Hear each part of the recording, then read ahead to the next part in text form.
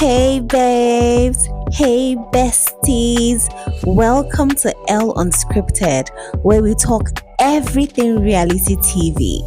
If this is your first time here, thank you for stopping by. Don't forget to subscribe and click on that notification bell. Let's be friends, okay? For my returning viewers, you know we're locked in forever. I pray your face is glowing, your money is growing, and your blessings are flowing. Let's get into the video. This is a recap and deep analysis of the happenings of our favorite celebrities on Young, Famous and African Season 3. If you would like to know how Zari and Shekib sail the waves of their new marriage, or how Annie plans on mending her friendships within the group, then keep watching. The episode starts right off from where we ended. Nadia and Annie are still blowing hot and calling each other names. At this point, I don't know if these two ladies can reconcile without an intervention.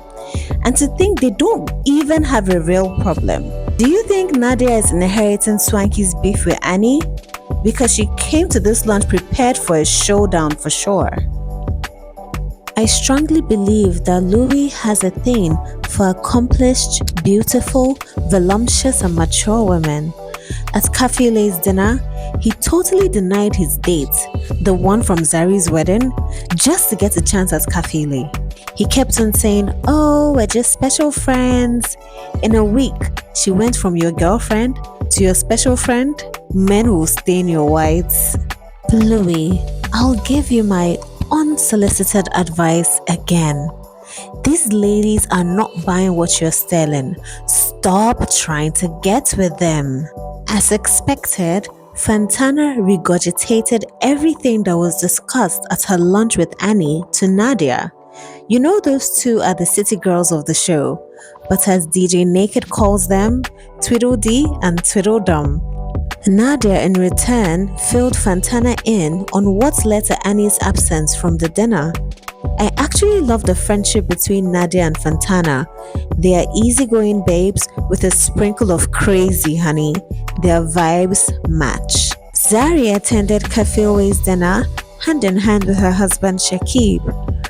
After exchanging pleasantries with all seated at a table, she went right into the bone she had to pick with Kefilwe for supposedly gate-crashing her wedding.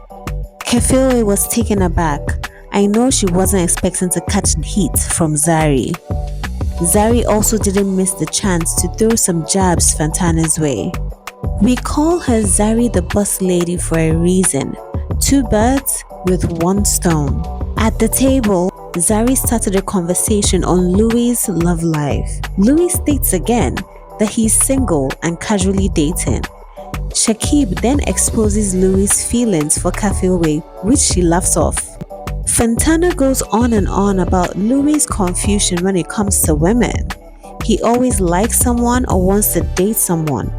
She inquires if he just goes for looks or he actually does like these people because it seems like he doesn't have a type. Louis sat quiet for a while, but as the conversation was flowing into a different direction, he had to remind everyone that Fantana double dates as well.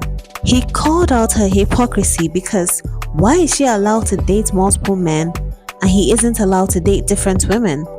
And to be honest, I agree with him. I think Fantana was a little jealous that Louis' attention would shift from her to Kefilwe now that his eyes are on her. Guys, this argument exploded out of nowhere as they kept hitting below the belt. Louis asked DJ Naked to name 3 Fantana songs, and there were crickets. Best read of the season. Zari wants her husband to have a sit down with Diamond, the father of her kids, now he is in town. Shekib agrees to the idea, but states that he feels disrespected with how things have been going on behind the scenes. Zari and Diamond can be touchy-feely when they get together, and Shekib doesn't want any of that. Zari promises to set boundaries now that they are married. Our single parents in the house, when is the right time to set boundaries with your old partner when you have a new one? Let me know in the comment section. Fantana visits Diamond at the studio so he can finally put the girlfriend rumors to rest. This man lied to her face that he doesn't have a girlfriend. Even before he told us he was lying, we already knew. I can't understand why Fantana believes everything Diamond says, even in the face of overwhelming evidence. I don't know if Fantana is deluded or just crazy in love with Diamond. Only time will tell. Zari sets up a date between her children and Diamond, as their communication has been poor since the social media brouhaha. Diamond feels like Zari is using his love for his children as a carrot and a stick. Zari states clearly that she's still upset about how Diamond played a part in an online squabble with Fantana. She believes that if Diamond respected her, he would have called Fantana to order. Diamond warns Zari that he could leave the kids in her sole responsibility if she carries on this way. Zari informs Diamond that she will set up a meeting between him and Shakib. Swanky, Zari, and Nadia have lunch to catch up on all that has been going on in their friendship group. Nadia fills Zari in on Annie's comments during her wedding ceremony.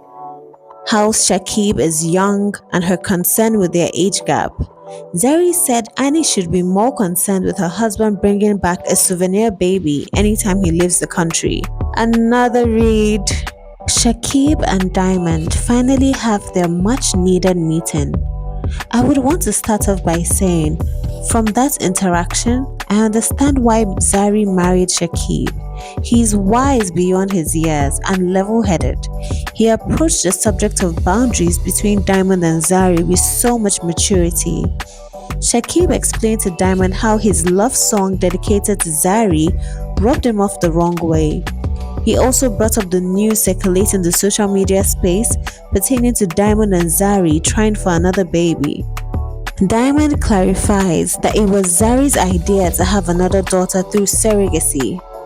I can't imagine how Shakib feels hearing all this when he has been trying to put Zari in a family way. Who would have thought that it would be Kaylee's event where shit will hit the fan? The Diamond and Pearls themed dinner turned to drags and drama. Even before starters were served, Zari had already gone for Annie's jugular. She berated Annie for talking about her husband on their wedding day. She said Annie should focus on her 50-year-old husband chasing 20-year-old ladies. Annie had no comeback for Zari, but looks to Swanky for support. The same Swanky she spoke badly about to Fantana? This must be a joke.